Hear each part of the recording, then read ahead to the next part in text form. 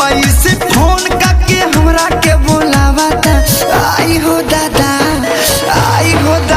अनिसवा DJ पे नचावता। आई हो दादा अनिसवा DJ पे नचावता।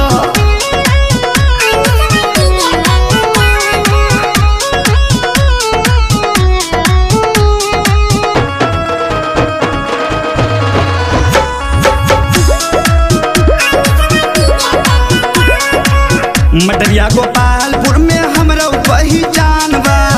लखा बौड़ी गाँव लइकन में जान बा।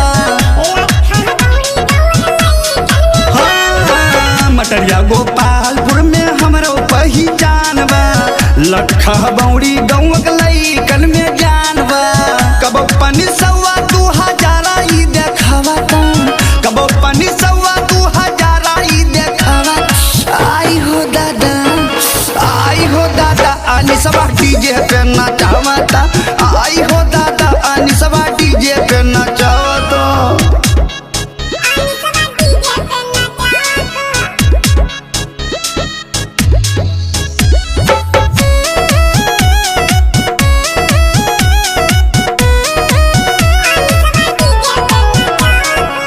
नरहरगोला बेहा मधु डीजे के परिचार होई। आई है ना फीस खूब डीजे पर डांस होई।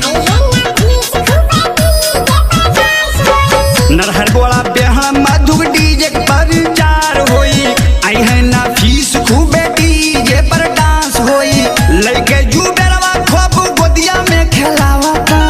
लइके जुबेरवा खूब गोदिया में खेलावता। आई हो दादा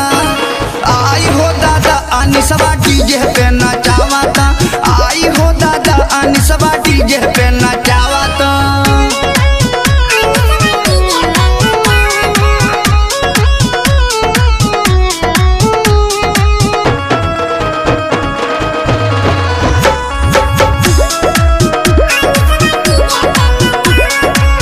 मटरिया गाँव आकई तो छी छोरा हुए। ढोलिया पर नजर टिकी नीचावा तो गोरा हुए। मटरिया गाँव आकई तो छी छोरा हुए। ढोलिया पर नजर टिकी नीचावा तो गोरा हुए। अकला तारापुर चौराहवा पे घुमावता। आशीष यादव जी के ई तो तरसावता। आई हो दादा अनिसवा डीजे पे नचावता। आई हो दादा अनिसवा डीजे पे नचावता। बम्बई से फोन करके हमरा के बोलावता। आई हो दादा अनिसवा डीजे पे नचावता।